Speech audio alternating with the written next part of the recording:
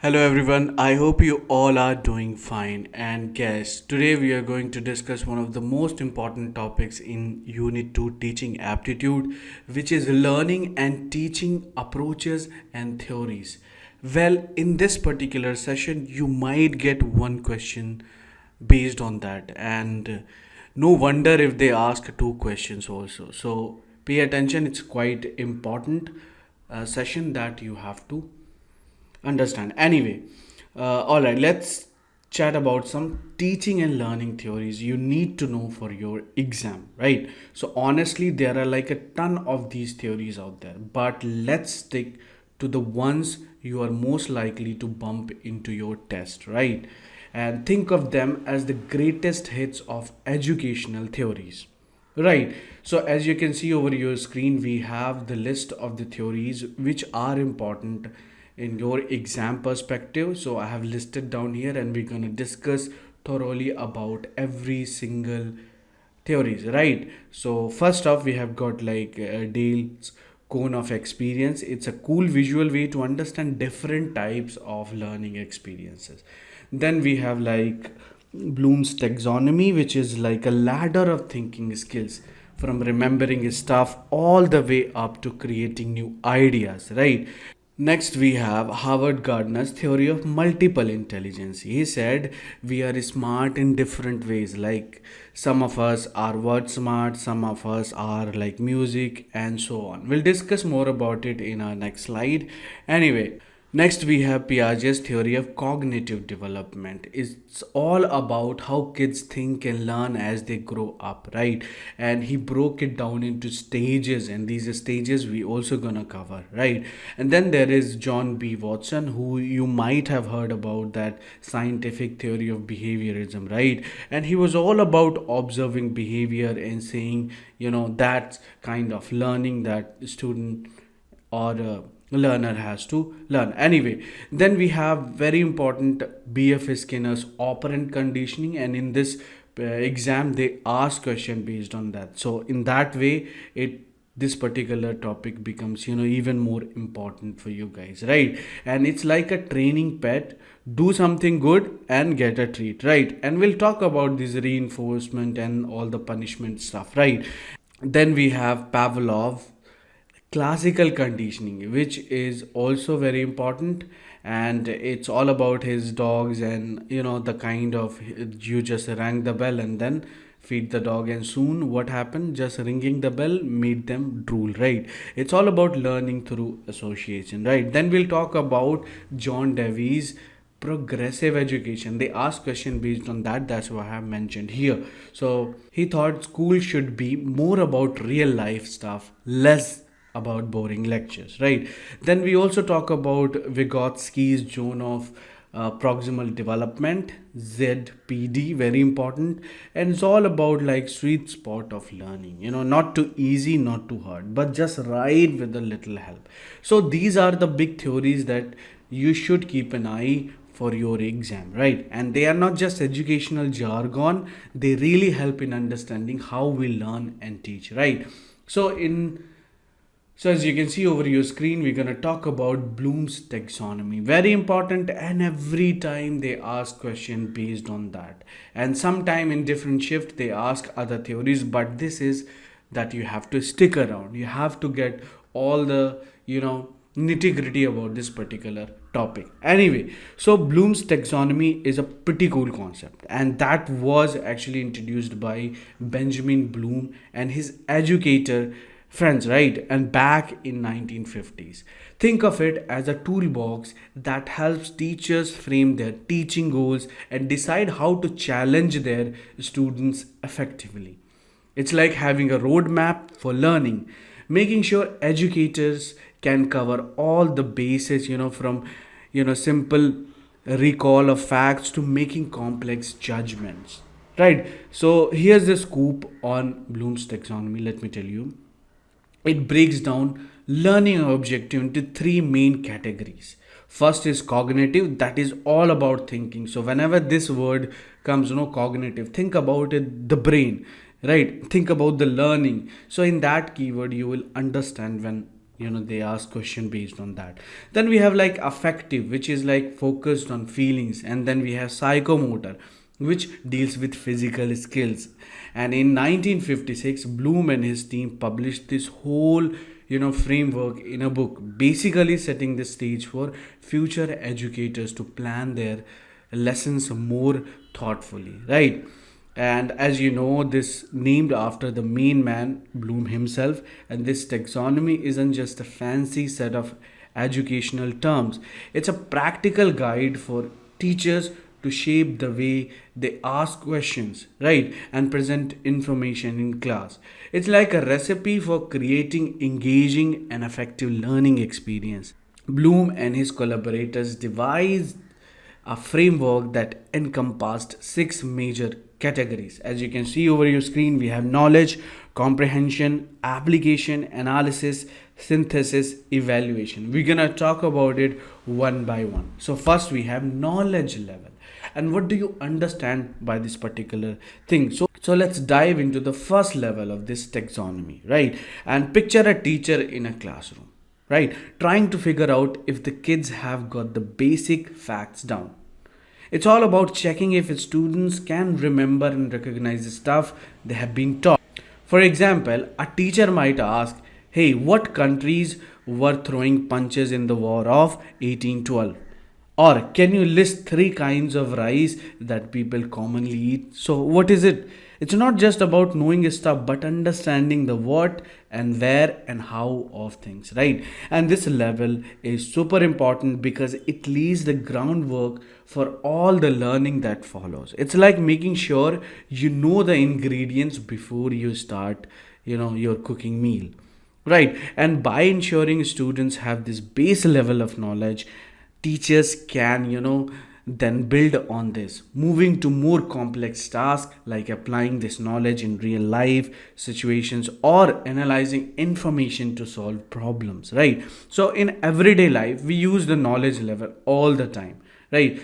Suppose when you memorize a phone number, right, learn the rules of a game or remember the steps in a recipe, you're operating this at this level. So you should remember that. And it's the foundation for more complex thinking and doing both in school and beyond. So next we're going to talk about what comprehension level. Very important. And think of this comprehension level like organizing your closet, right? You need to know what you have, right? What the facts you understand or the ideas, and then you need to sort them out in a way that makes sense, like organizing, summarizing, translating, all this stuff, right? Let's say you read a book like easy handbook on NTA NET Paper 1.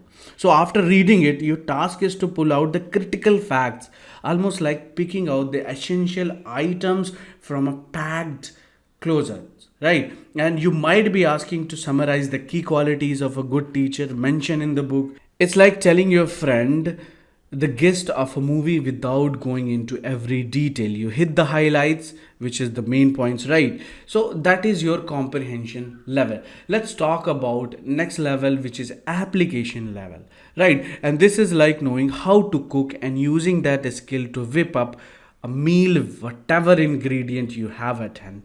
It's about using what you know in a new or practical ways. Say you have read the easy handbook on NTA NET Paper 1, right? The application level is where you think about how this book could change your approach to studying or teaching or clarifying your exam, right? You are using the book's content to solve a new problem, like improving your teaching methods or study habits. For example, you might be asked if reading this handbook could increase your chances of influencing positive changes in your students, or can this book help you or someone else pass the exam with flying colors?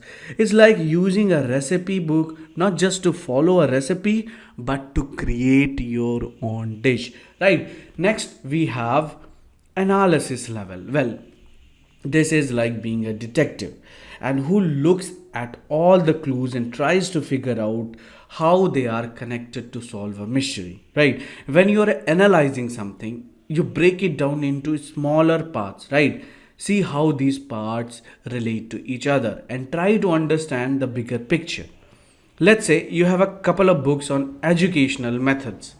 At the analysis level, you're not just understanding what each book says, you're actually comparing them, seeing which one offers more benefits, or maybe finding out how they complement each other.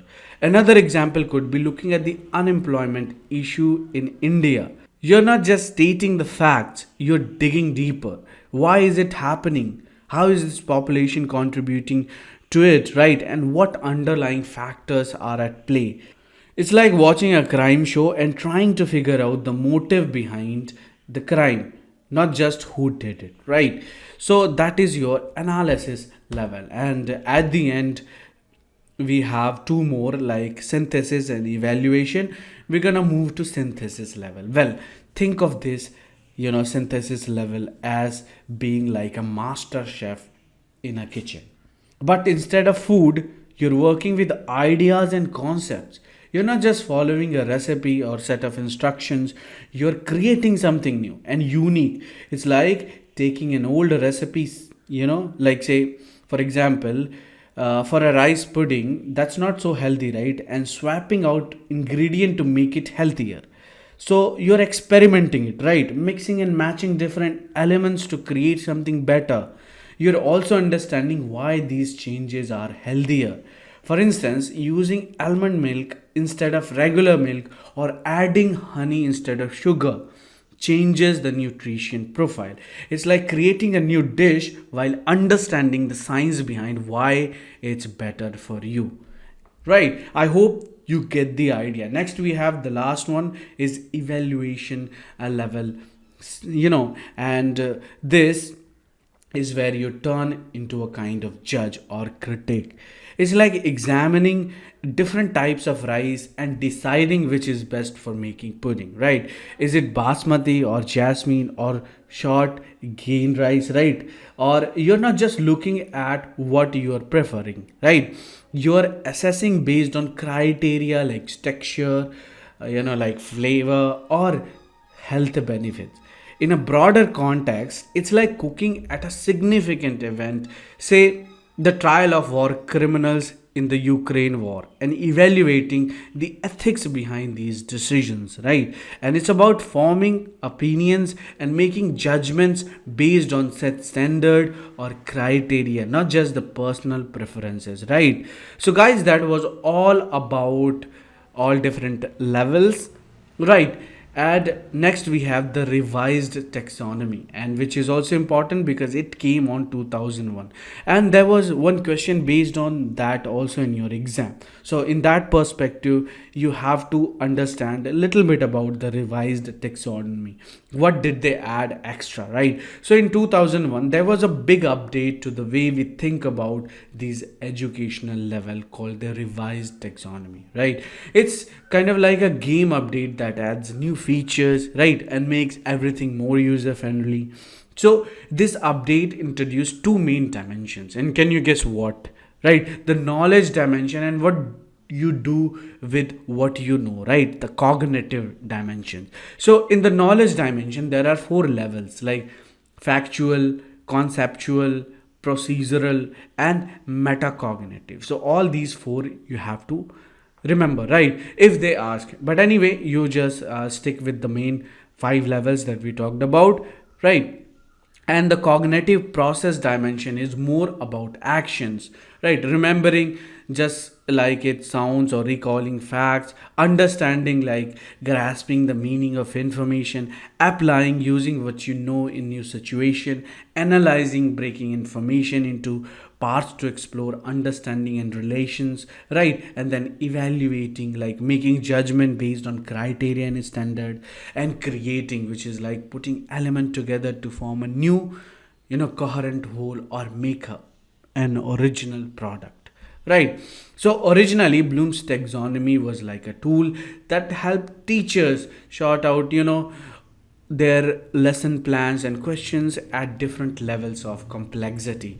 But now with the revised taxonomy, it's more like a map that shows not only the terrain, which is the content, right, but also the many different paths like teaching and assessment methods you can take to explore it. For example, a teacher can use this map to plan a lesson that not only covers the facts about a historical event, which is factual knowledge, right, but also encourages students to analyze its cause and effect, which is analyzing, and at the end, what perhaps create a presentation that explores, its impact on modern society, which is your creative, right?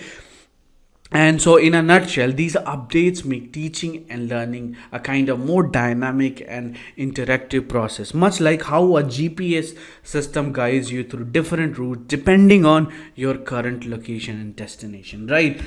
As you can see over your screen, we have a diagram here. Remember, it starts from the bottom. As you can see, bottom we have remember, which is like recall facts and basic concepts, right? Then understand, like explain ideas or concepts. It can be like description or discussion or explanation, identification, all this stuff, right? Then apply. So how you're gonna use this information to apply in different contexts, like use information in new situations, like execute, implement, solve. Then we have like analyze, and what happens here, you draw connection among ideas, like differentiate, organize, relate. And then we have evaluate, which is like justify a stand or decision. And at the end, you create a new product, right? You create something new, you produce new or original work, like design, assemble, or construct, conjecture, and develop, right? And all this PPT you'll get in the description box, or if you want more slides, like all 10 units we have already in our app that you can enroll. But anyway, that was all about Bloom's taxonomy, guys. Next we're gonna talk about very important Dale's cone of experience, and in exam they have asked question based on that, so that's why we have put it here. So our educator Edgar Dale back in 1946 came up with something pretty cool called the learning pyramid, also known as the cone of experience. He even tweaked it a bit in 1954 and again in 1969. Right? So what Dale did was pretty groundbreaking for audio visual learning. Right? He laid out a way to figure out how different types of media can help us learn. People got a bit mixed up about what his cone was really saying, and we'll talk about it, right? So you might have heard about the cone of learning, right? So it's this diagram that claims to show how much we remember based on how we learn stuff, right? It's been like shared and reshared so many times, and each time it seems to take on a life of its own, right? The idea is simple. We remember 10% of what we read. Like when you skim through a textbook, you only get 10% of it, right? Then there is 20% of what we hear. Like if you're just listening to a lecture without any visual, right? So if we bump it up to 30%, that's for our stuff we see, like watching a demo or something in action. So as you can see over your screen, we have the diagram that we'll discuss later. So in that way, you can also understand. But now here's where it gets more interactive. We supposedly remember half of what we see and hear, like a group discussion, or imagine you're in a study group and you're all like tossing ideas around, right? And that's the kind of thing Dale's talking about. Then we are at 70%, and can you guess what it is? Like what we say and write. Think about those times when you're explaining something that you have learned to a friend, or maybe you're writing down notes in your own words, right? So the top of the pyramid is a whopping 90%, and can you guess what it is? This is like teaching someone else or using what you have learned the right way. Picture this: you have just learned how to bake a cake, right? And you read the recipe, like 10% of it, watch a video of someone, 30% you're getting it. Then you get your hands dirty making the cake while explaining the steps to a friend.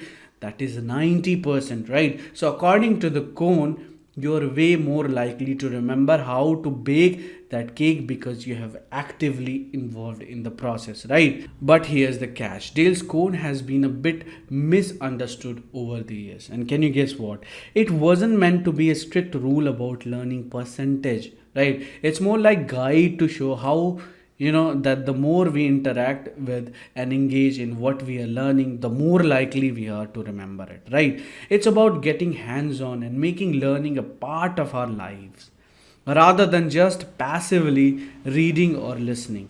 It's a reminder that when we dive in and really get involved, we are actually setting ourselves up for a better learning, right? So that is Dale's cone of experiences. So you can also understand by the diagram which is on your screen. As you can see, 10% what we read, 20% what we hear, 30% watch videos, 50% attend exhibitions or sites or watch a demonstration, 70% is like what they say and write, like participate in hands-on workshop or design collaborative lessons, or 90% of what they do, like simulate, model, or experience a lesson, or design, perform, or presentation.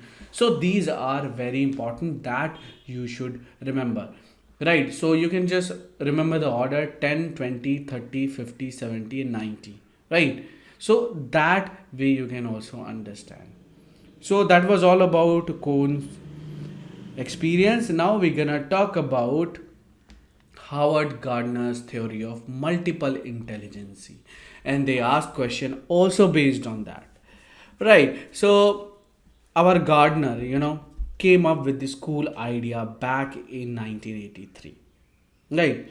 And that instead of having just one kind of people, actually people have different kinds of intelligence. It's like instead of being just book smart, you could be a music smart, right? Or picture smart, or body smart.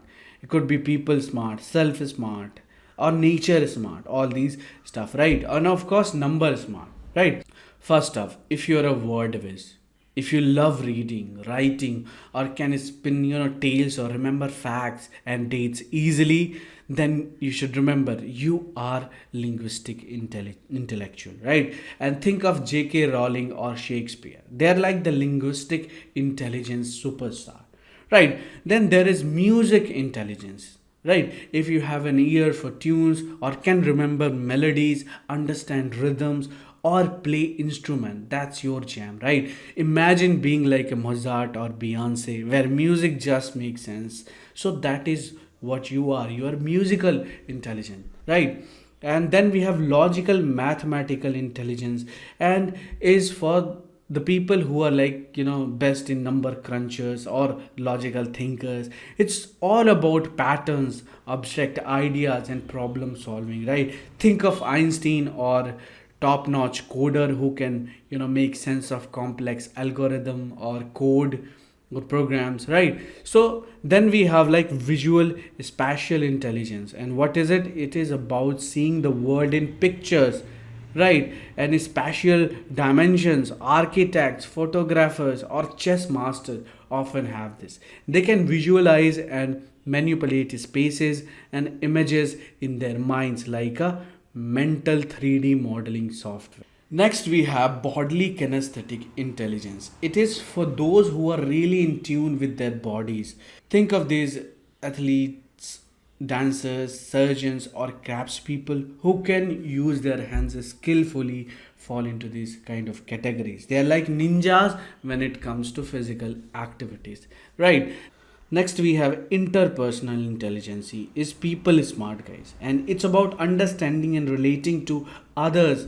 They are like great leaders, teachers, or therapists often shine here, right? They are like the social wizard, reading and responding to people's feeling and motivation.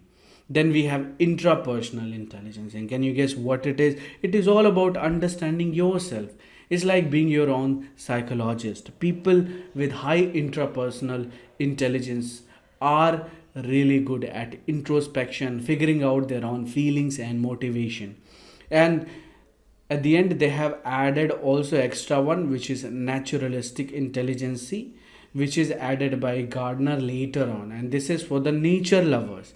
If you're great at identifying plants, animals, or understanding natural environment, this is your area. Think of famous biologists or conservationists who just get how nature works, right? So the gardener's idea was that schools often focus just on reading and numbers, right, like math people, but ignore all these other factors, which plays quite important role in students learning. And imagine if schools also helped kids who are music smart or nature smart, shine just as much as the book smart guys, right? So it will be like giving every kind of intelligence its own spotlight. So as you can understand by the diagram that we have here, it's starting with that reading, right? And we have all sorts of types in the diagram. It start with the word smart, right, which is like verbal linguistic. Then we have logic smart about the mathematical. Then nature, self smart, picture smart, music smart, body smart. All these people are there. So it's a group of smart people here with different skills. Anyway, so that was all about what Howard Gardner's multiple intelligence, right? And next we're gonna move very important topic is what theories under pedagogy learning theories, right? So what is pedagogy? It is all about children, remember that. And the base thing is memory level teaching and also rote learning. So in that particular category, that pedagogy theory, we have few people like BF Skinner is there, and all other sorts of theories that we'll talk about, right? So let's dive into the world of teaching and learning models in a more relaxed and relatable way, right? So imagine if you're a teacher or a learner, or maybe you are one, right? So understanding these theories can be like having a toolkit to make learning more effective and enjoyable. So we have total three categories like pedagogy, andragogy, and heutagogy. We already talked about this in short in our previous session. Here we're gonna explore more. So let me tell you about the pedagogy, right? So pedagogy is like the classic method of teaching. It's all about guiding and nurturing young learners. Think of it as the way your favorite teacher in school help you understand complex subjects through various techniques, whether it was through engaging activities or simply breaking down through concepts into simpler ones, right? So within pedagogy there are some key theories that kind of shape how teaching happens. So as you can see over your screen, we have behaviorism, cognitivism, constructivism, humanism, connectivism. So first three is quite important because there are theorists who talked about it, and there are some term that you should remember, right? So let me tell you brief about this behaviorism. So what do you think about this particular stuff? Well, this is like the carrot and stick approach. Remember how in school you might have been rewarded for a correct answer or given extra homework for wrong one, right? That's behaviorism in action. It's all about using rewards and punishment to motivate learning. Anyway, we're going to talk about this in our next slide. Then we have cognitivism. And what is it? Can you guess? Well, this is more about what's going on inside your brain, inside your head. It's like when you're trying to solve a math problem and you're recalling a similar problem you solved before, right? So cognitivism is all about how our brain processes information and how we use what we already know to understand new things. Think of Albert Bandura, very important cognitivist that we'll talk about, and his concept of observational learning, where you learn by watching others. It's like when you watch a cooking show and when then you try out the recipe yourself, right? And then we have constructivism. So have you ever played Lego or ever build a model airplane or a Lego set? That's constructivism in a nutshell. learning by doing. It's all about constructing your own understanding, and knowledge of the world through experiences, and reflecting all those experiences. So next we have humanism. This one is all about you, your interests, your feelings, your goals. So humanistic education is like a mentor who supports you in your personal growth and learning, right? It's like when a teacher helps you connect what you're learning in class with your own life and aspiration. Then we have connectivism. So like we live in a digital age, right? So connectivism is like using Google or YouTube to learn something new. Suppose if you are trying to make some, cake, what you'll do first? You'll just go to YouTube and watch, right? So that's connectivism.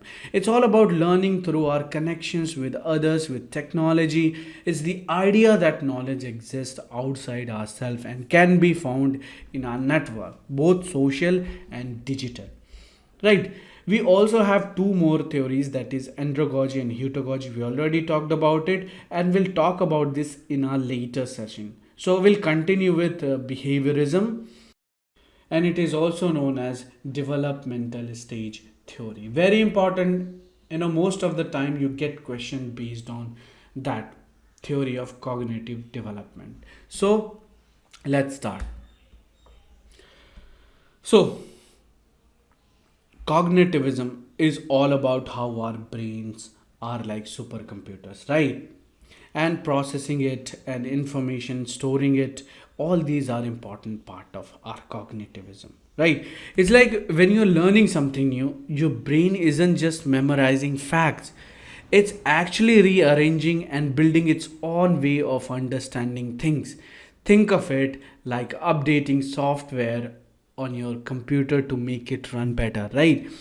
This theory is pretty cool because it looks into how we as a learner, right, take in and understand information. So big names in this field like Albert Bandura, Jean Piaget, Jerome Bruner, David Ausubel have really dug deep into our mental processes. And they're like detective using modeling to figure out the thought process behind someone, who's really good at searching for information. So, for example, imagine you're learning to bake a cake. According to cognitivism, it's not just about following a recipe, it's about understanding why certain ingredients, reflect, or react the way they do when we mixed and baked, right? And that's the kind of insight cognitivism seeks to provide.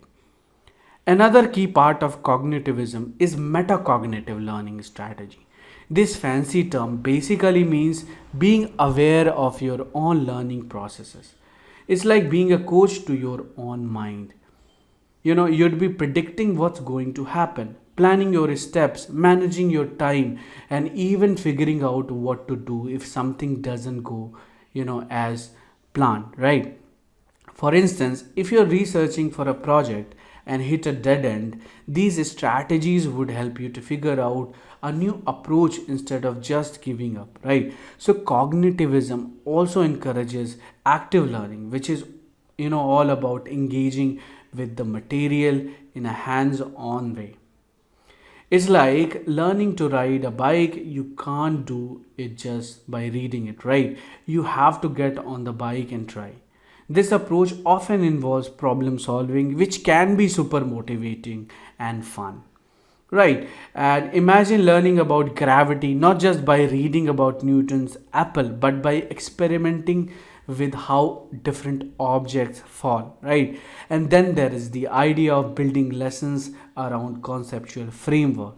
This means creating lessons that are not just a bunch of facts but are organized around a bigger picture of or a process. For example, if you're learning about the water cycle, you'd not only memorize each stage but also understand how they all connect from a cycle, right? And cognitivism also stresses the importance of activating prior knowledge. This can be done through various techniques like using imagery or mnemonics, questioning, and note taking. It's like when you're trying to remember a new vocabulary word by connecting it to a word you already know.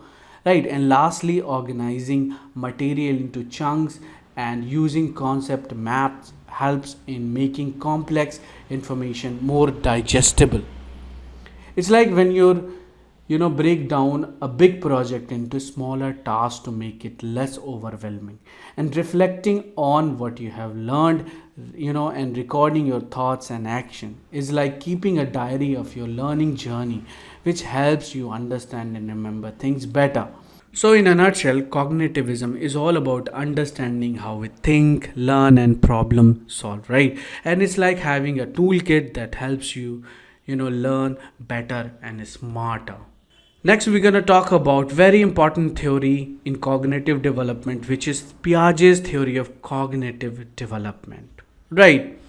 And Piaget's theory of cognitive development is all about understanding how we grow to be smart.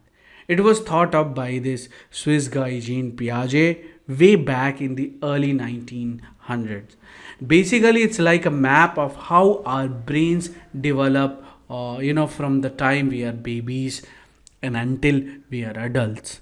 So Piaget broke it down into four main stages. The first one, the sensory motor stage, is when little babies learn about the world by touching, tasting, and seeing.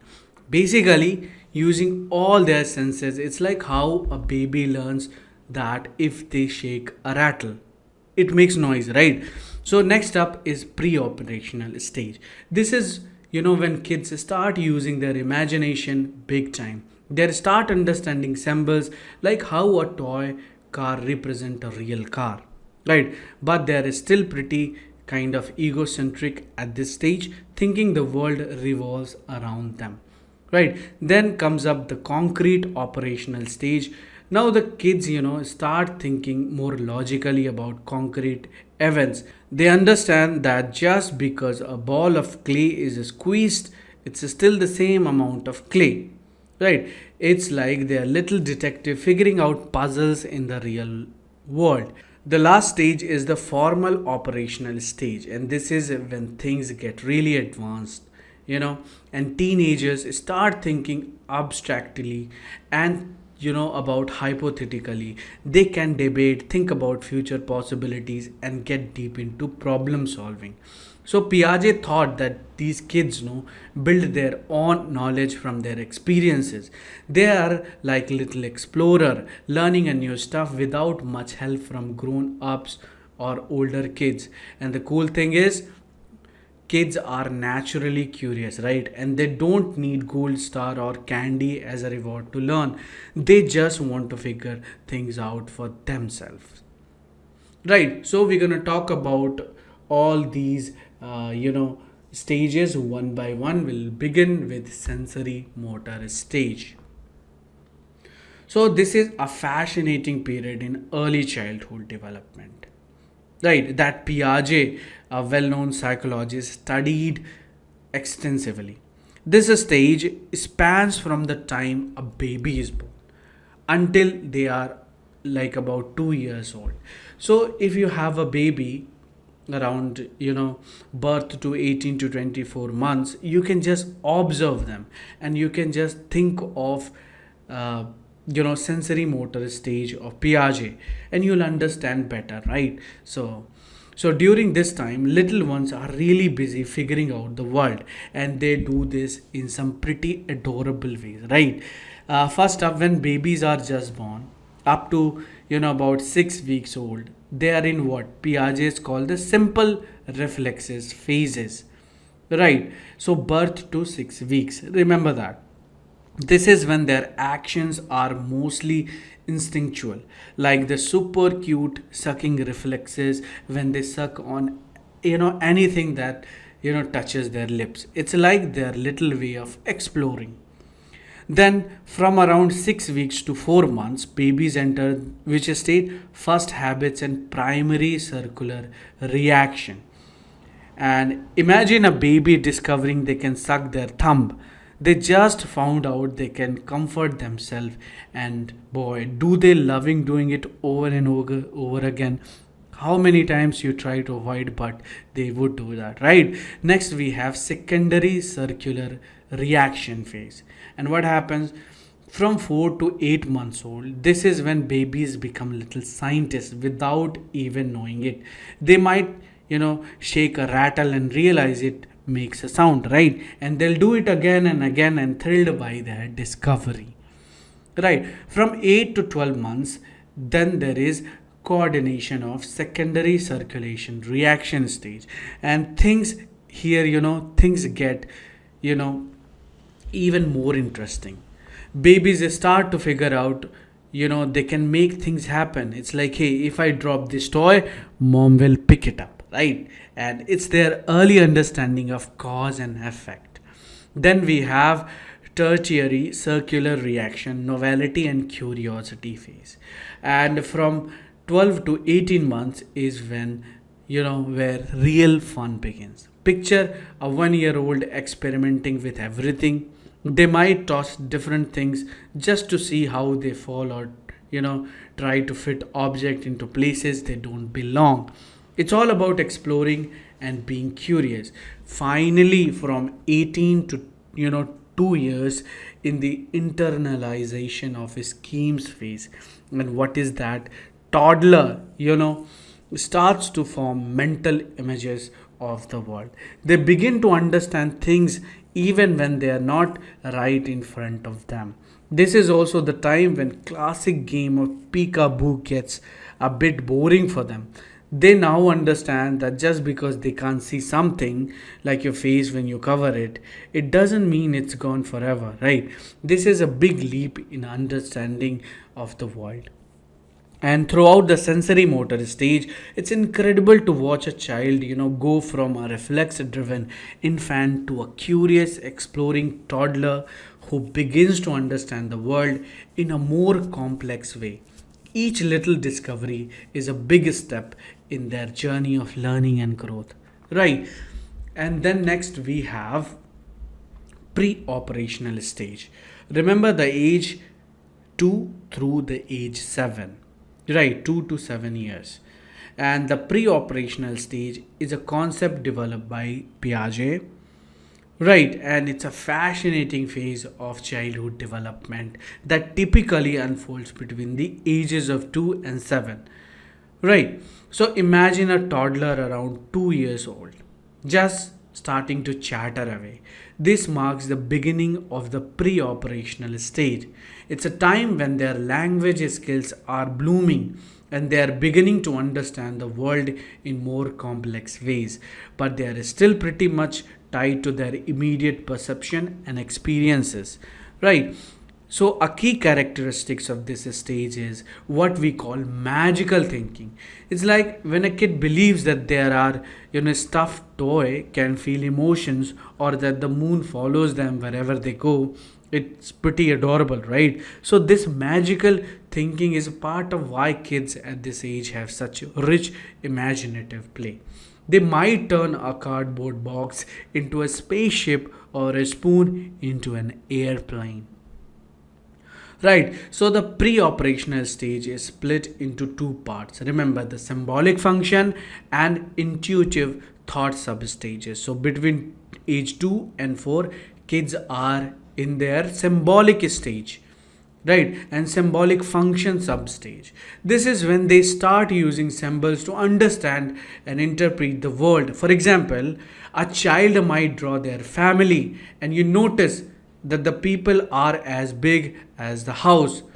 It's not a mistake, it's their way of saying my family is a big part of my world, right?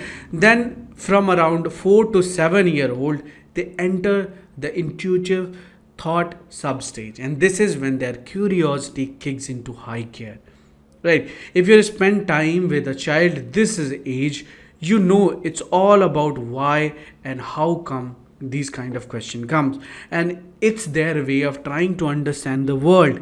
They might ask, why is the sky blue, right? Or how does the car go. This stage is also when they start to engage in more conversations and are eager to express their thoughts and feelings. One thing to remember about kids in the pre-operational stage is that they often struggle to see things from perspectives other than their own. So if you ask a child, how do you think I feel? They might not be able to answer accurately. Their world is still very much centered around their own experiences. So, in short, the pre operational stage is a period of rapid development and growth where language, imagination, and curiosity play significant roles. It's a time of pretend play, big questions, and an ever growing understanding of the world around them, even if that understanding includes a bit of magical thinking. Right? In the third stage, which is concrete operational stage, remember the age 7 to 11. So, from ages 7 to 11, kids start thinking more like grown ups. But there is, still pretty concrete about it. They are getting, better at using logic and understanding things. For example, they might notice that if you water plants regularly, they grow. That's their inductive reasoning. They're observing, right? So they're looking at what happens and making general rules from it. And however, they're not that great with deductive reasoning yet. Like if you tell them all birds can fly, they might struggle to guess if a penguin can fly without seeing one first, right? And kids in this stage start understanding that other people have different views and feelings. They also get better at talking about new topics and solving problems logically. So, if you have ever seen a kid, sort their toys into groups, like all the cars in one place and all the animals in another, that's them understanding classification. They can group things based on common features, right? Here's an everyday example. Imagine a kid at a birthday party, right? They understand that not everyone will want chocolate cake, right? Some might prefer vanilla, and they can even predict who will choose which flavor based on their friends' past choices. That's them reflecting on others' perspective and using logic. And here what it is, concrete operational stage, right? Next we have formal operational stage, age 11 to 16. From around 11 to 16 years old, kids start to think more abstractly, right? And kind of like mini philosopher. This is when they get into what if kind of scenario and think about thinking itself, which is called metacognition. They're better at solving complex problems and can think several steps ahead. So in this stage, kids start exploring, ideas that don't necessarily, have to do with the real world. For example, they might ponder a question like, what if we could live on Mars?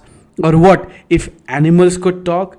They're also getting better at scientific thinking, like forming a hypothesis and testing it out.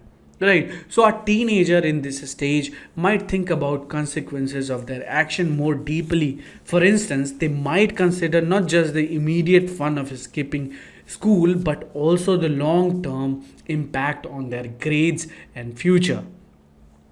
Right, so metacognition is another big development here, and it's like they start, kind of have a mini me kind of in their heads, thinking about their thinking. They might catch themselves daydreaming in class and remind themselves to pay attention, right? Or they might strategize about the best way to study for a test based on what's worked, for them in the past. And children in this stage love experimenting, guys, and especially to solve problems. They might not get it right in the first time, but they'll try different approaches until they find what works. And this could be as simple as figuring out the fastest route to school or coming up with a plan to save up for a new video games, right? To sum it up, those stages show how kids grow in their thinking, from being very literal and focused on what's right in front of them to being able to think about complex, abstract ideas and understand their own thought process. They start seeing the world not just as it is, but as it could be, and they begin to understand their role in shaping it, right? So Here there is also diagram and figure here that you can understand that sensory motor 0 to 2 year old, pre-operational 2 to 7 year, concrete operational 7 to 11, and formal 11-year old and maybe older. Next, we're going to talk about other cognitive theories. So we have like Jerome Bruner, Albert Bandura, David Ausubel. Were these three influential figures in the field of cognitive psychology, each making unique contribution that have significantly impacted how we understand learning and cognitive development. The first in your screen we have Jerome Bruner, right? And he is an American psychologist, played a pivotal role in developing cognitive learning theory in educational psychology. So, in the late 1950s, he came up with the scaffolding theory. Imagine a young child learning to speak. That's where Bruner's theory really shines. It's like when a parent helps their child learn new words by first saying the word and then encouraging the child to repeat it. Right, so this process where the parents support the child until they can speak on their own is what Bruner called instructional scaffolding. Remember that term. It's all about giving support during the learning process and then gradually stepping back as the learner becomes more independent. Right. It's a bit like teaching someone to ride a bike. At first, you might hold the bike steady, but eventually you'll let go, right? And they are riding on their own. Next, we have Albert Bandura. He's also an American psychologist with Canadian root and is best known for what? His work on social cognitive theory. His most famous experiment is the Bobo doll. Right, and this Bobo doll study is a classic example of how we learn by watching others. So in this experiment, children watched adults behaving aggressively toward a Bobo doll, a type of inflatable toy. Right, later these kids imitate the same aggressive actions. It's kind of like when a child sees their older siblings or parent doing something like making a sandwich or tying their shoes and then tries to do it themselves. Right, so Bandura's work showed us that we learn a lot by simply observing the actions of others, not just through direct instructions. Right, next we have David Ausubel. He is also a prominent American psychologist and is well known for his work on advanced organizers and meaningful learning theory. And this was introduced in his 1968 book Educational Psychology, a Cognitive View. His theory emphasizes the importance of understanding and organizing information. Think of it as building a tree of knowledge, and where each new piece of information is a branch that connects to be the larger trunk of what you already know. For instance, when learning a new language, if you already speak a related language, you connect new words to your existing knowledge, making it easier to remember. So Ausubel believe that learning is most effective when new information can be anchored into existing knowledge structure, making it meaningful and easier to recall. Right, so these theories from Bruner, Bandura, Ausubel have had a profound impact on how we understand learning and cognitive development. They remind us learning isn't just about memorizing facts, it's an interactive process involving observation, scaffolding, and connecting new ideas to what we already know. Their work, has influenced teaching methods, educational curriculums, and even parenting technique, showing us that, the way we learn and teach can be as diverse and dynamic as the mind itself. Guys, so that was other theorists in cognitive development. Next, we're gonna talk about very important theory, behaviorism theory, and of course, behaviorism learning theories. Right. So, behaviorism is a fascinating area of psychology that suggests all of our actions and behaviors are learned through our experiences. right? And especially with the world around us, rather than being inborn or inherited. So, this idea really took off as a response to older psychological theories that relied a lot on personal subjective accounts. Two big names in the world of behaviorism are B.F. Skinner and J.B. Watson. You might have heard about them, and we're going to discuss them one by one thoroughly. So you'll have a pretty good idea that what they are talking about, right? So they were pretty adamant about ditching those old introspective methods because they felt these methods were too subjective and couldn't be measured properly. Right, along with Ivan Pavlov, these guys are, seen as the founding father of modern behaviorism. So let's break it down with some example. Right, think of behaviorism as the idea that our environment and experiences shape how we act. Right, for instance, Watson and Skinner believed that if you gave them a bunch of babies and control over their upbringing, they could shape their behavior purely based on the environment, regardless of their parents or genetics. Right. One of the coolest and most famous experiment related to this was Pavlov's work with dogs. Right. He showed that dogs could learn to associate a neutral stimulus, like a bell, with something they naturally respond to, like food, and eventually respond to the bell as if it was the food itself. This is known as classical conditioning that we'll talk about in detail later in the session, right?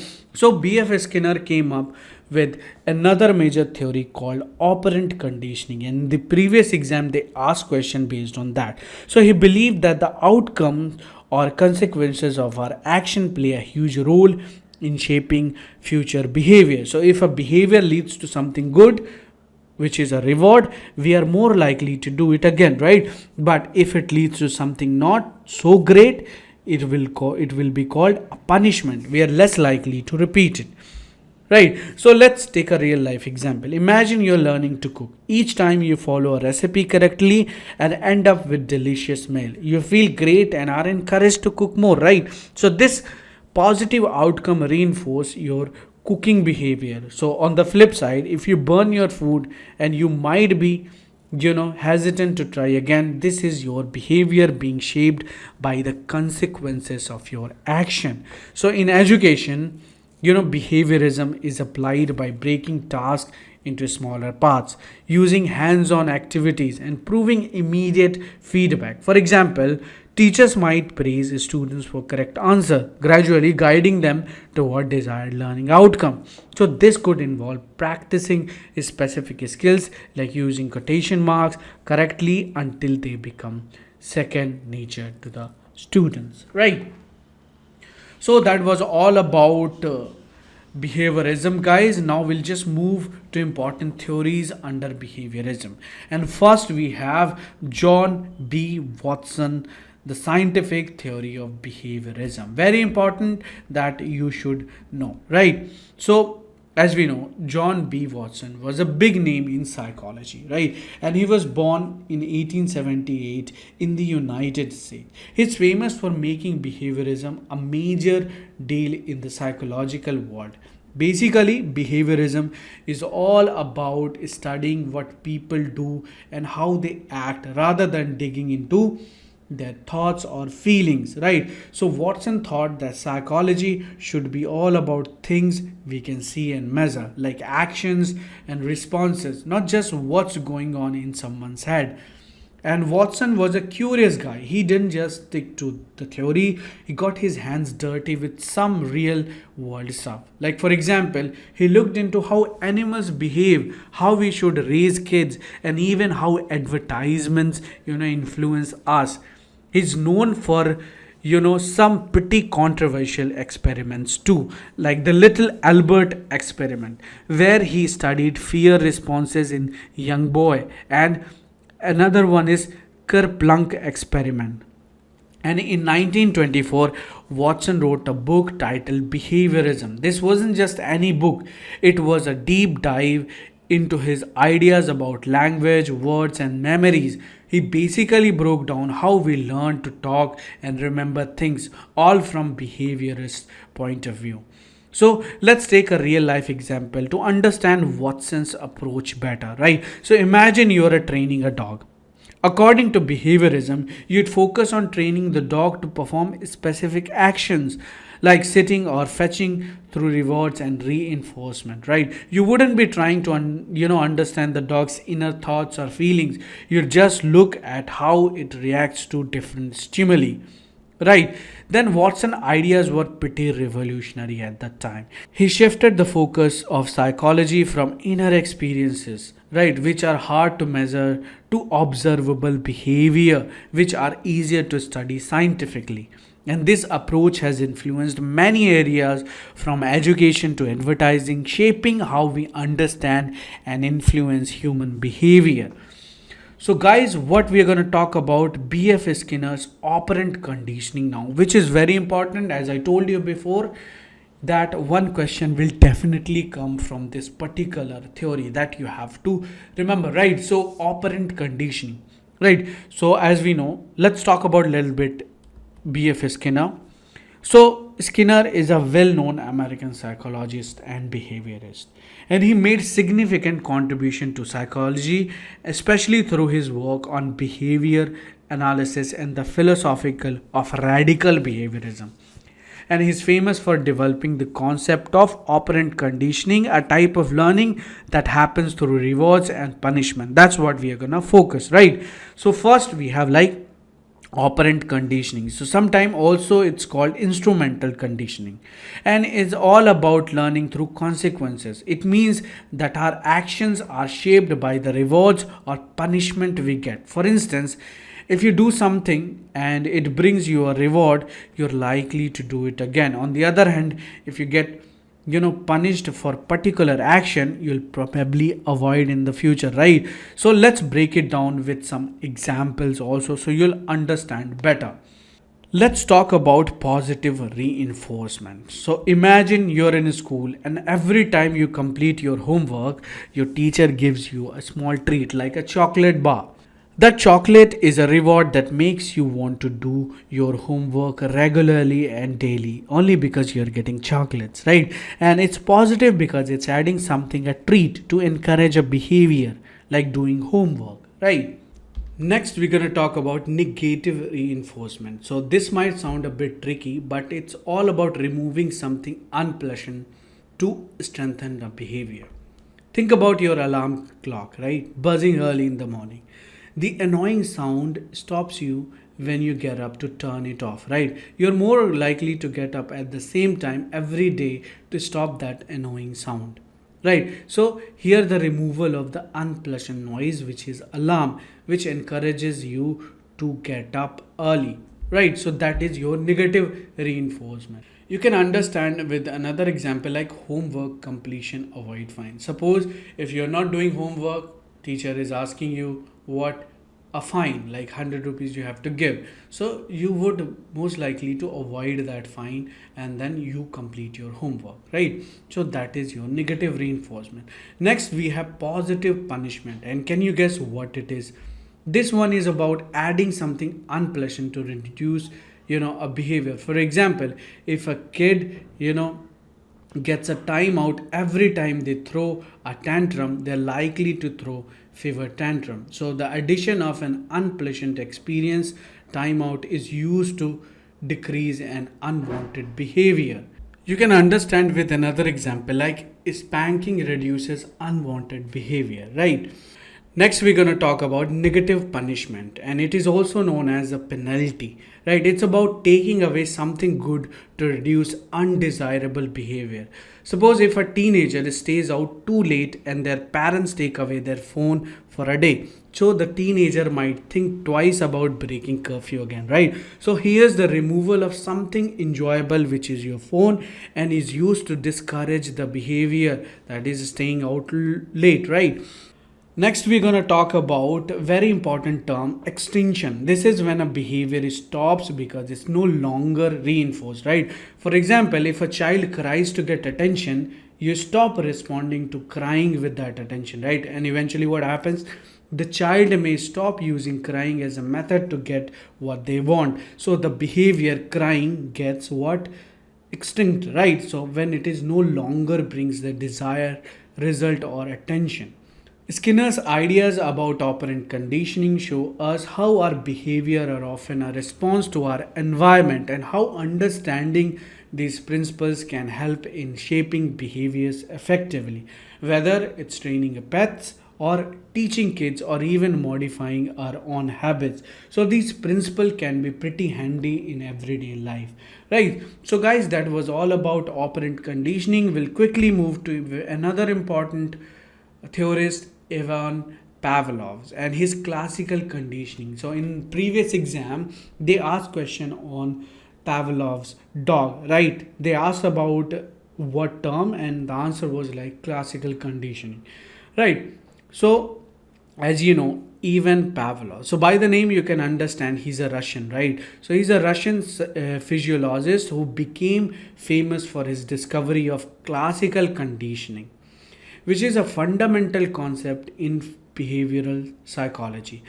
So let's break it down. Imagine you have a dog, right? And every time you feed it, you ring a bell. So at first the dog doesn't, kind of care much about the bell. It's just focused on the food. But after a while, the dog starts to associate, the bell with food. So when it hears the bell, it begins to salivate, right? And even if there is no food inside. So this is the essence of classical conditioning, learning through association, right? So Pavlov stumbled upon these ideas while working with the dogs, and he noticed that the dogs, would start to salivate not just when they saw food, but also when they heard the footstep of the assistant bringing the food.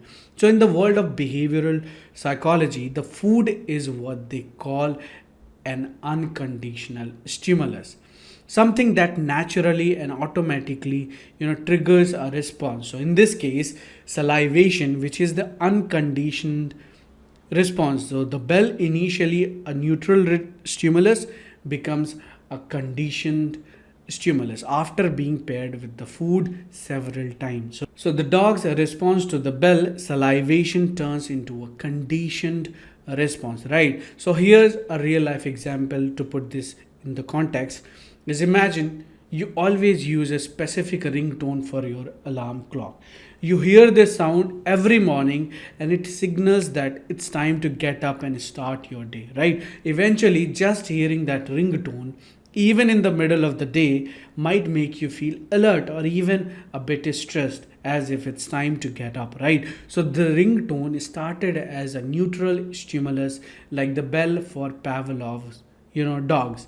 But after being paired repeatedly with waking up, this unconditioned stimulus, it becomes a conditioned stimulus, right? And leading to a conditioned response like feeling alert or stressed. Classical conditioning differs from operant conditioning that we discussed, right? So what happens in operant conditioning, like behaviors are learned based on the consequences that follows them, right? Like rewards or punishment. But in classical conditioning, it's all about forming association between different stimuli. So when you think of Pavlov and his dogs, remember it's all about learning through association, right? And this happens in so many subtle ways in our daily lives also. So here you can see the example we have put in graph here. As you can see, dog reacting toward the bell and salivating for when he hears the bell and also see the food. So by the diagram you can easily understand what Pavlov is talking about, right? Next we're going to talk about constructivism theories, and there are a couple of theorists who are very important in constructivism, and in exam they have asked question based on that also, right? So think of constructivism as a way of learning where you're not just a sponge soaking of information. Instead, it's like you're a detective using your past experiences and what you already know to make sense of new mysteries or information you come across, right? So this approach is all about you being active in your learning journey, not just passively listening to someone talk at you, right? So let's say you're learning how to bake a cake. So, according to constructivism, you wouldn't just memorize a recipe and follow it blindly, right? Instead, you'd think about the times you have baked or cooked something before. Maybe you remember that one time you mixed the batter too much and the cake turned out really dense. You use that experience to figure out how to mix your cake batter just right this time, right? And now this idea didn't just pop up out of nowhere, right? Some pretty smart folks like John Dewey, Jean Piaget, Howard Gardner, that we already talked about, right? So they believe that learning is more effective when you, as the students, are at the center of it, right? You're not just a passive listener, you're actively involved in learning process, right? So take Benjamin Bloom's, for example, that we already talked, right? He was this educational psychologist who came up with a way to classify different educational goals, and he was big on the idea of mastery learning, right? This means that you learn best when you really get to master a topic, not just breeze through it. And here's the cool part. According to constructivism, we all have our own set of rules and mental models in our heads, right? So these are like the personal guideline and frameworks we use to make sense of what's happening around us. But here's the catch. These models aren't set in stone. We have to constantly update them with new experiences. It's like updating the software on your phone. You need the latest version to keep it running smoothly, right? So exactly what happens in constructivism, right? So when you're learning something new, you're not just memorizing facts, you're actually combining what you already know with this new information to form a deeper understanding, right? Think about learning a new language. You start with what you know, like the grammar of your own language, and then you begin to see how it's similar or different from the new language you're learning. So, and the best part, constructivism suggests that learning should be hands on. It's not just reading a textbook, it's about doing things that make you think and analyze. Like if you're learning about ecosystems, instead of just reading about it, you might go out and observe a local pond, right? Noting how the plants and animals interact. So, in summary, constructivism is all about being an active learner, using what you know to understand new things and constantly updating your mental model of the world. It's about learning by doing, asking questions, and exploring, kind of like being a scientist in the lab of life, right?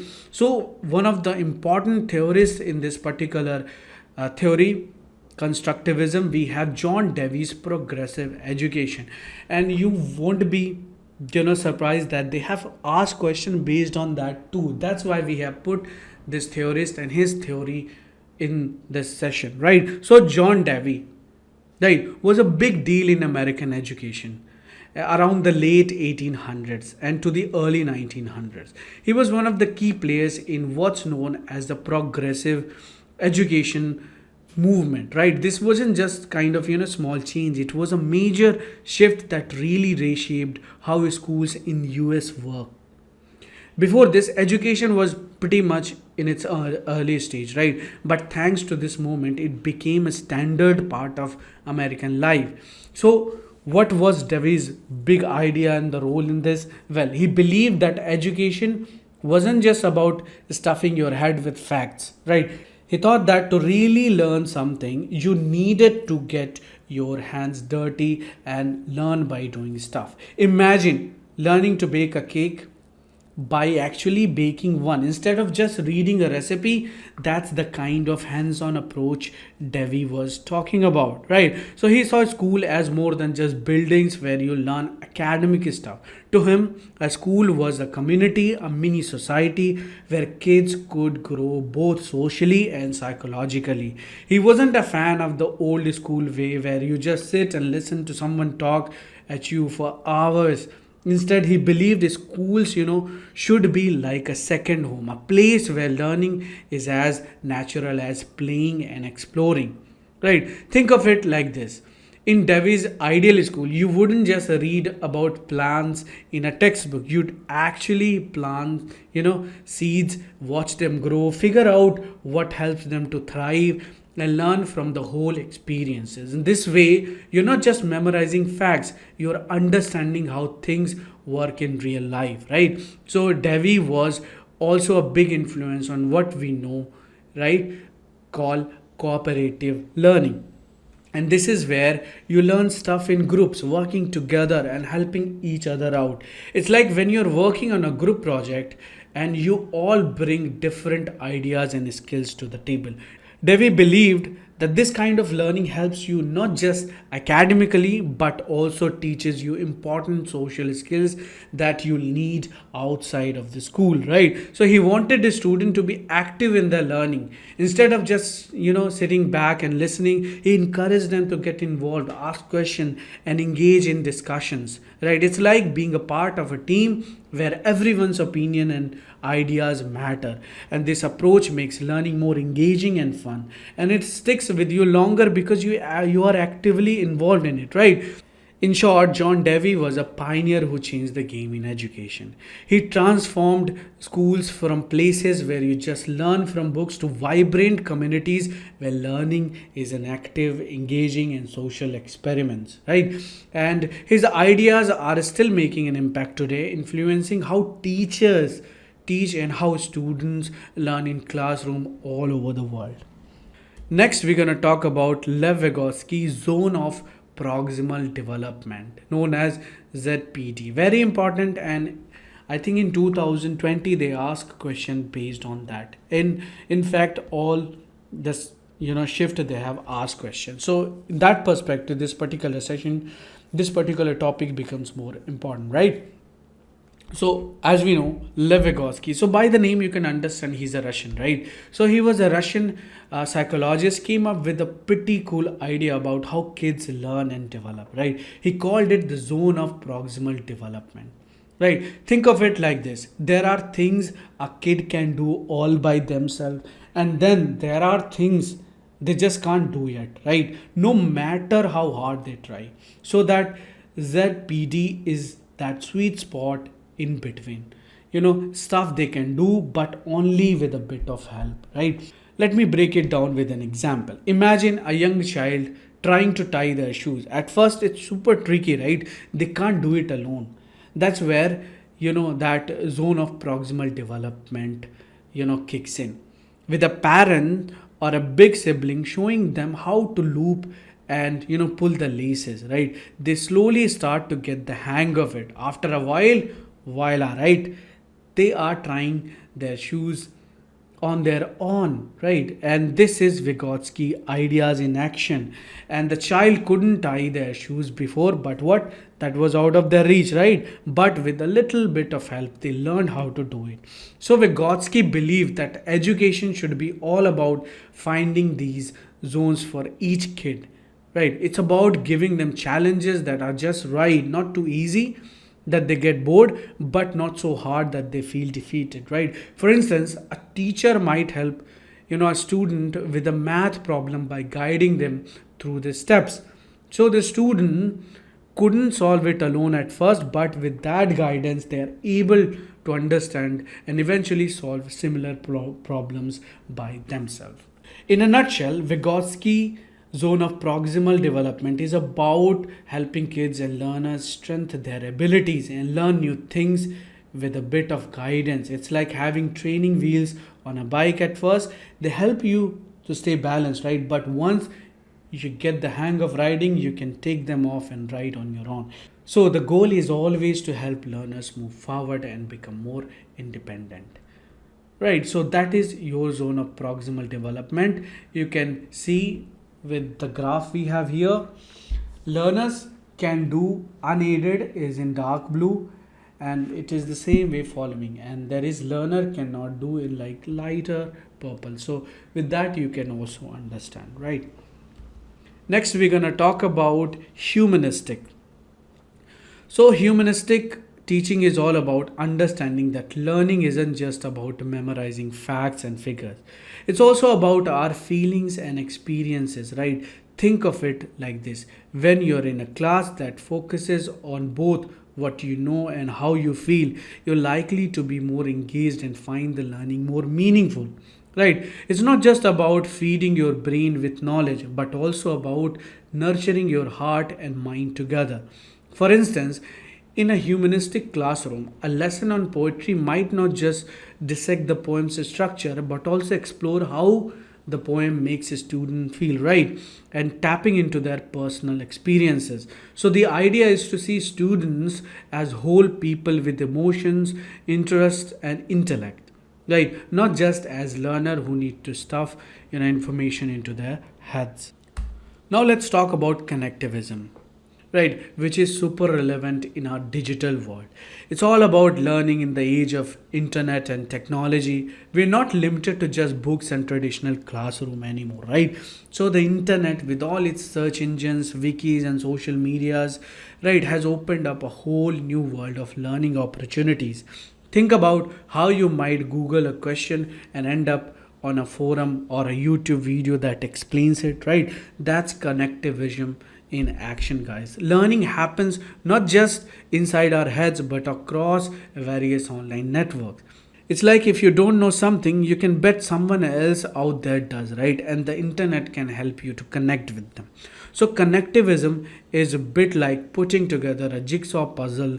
It's about spotting pattern and thinking bits of information from different sources, right? It's kind of similar to Vygotsky's idea of learning just beyond what you can do on your own, right? Like the zone of proximal development.